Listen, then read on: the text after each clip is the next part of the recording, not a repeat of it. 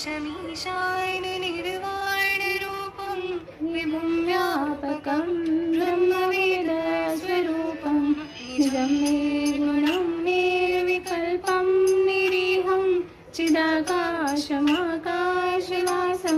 भजेऽहम्।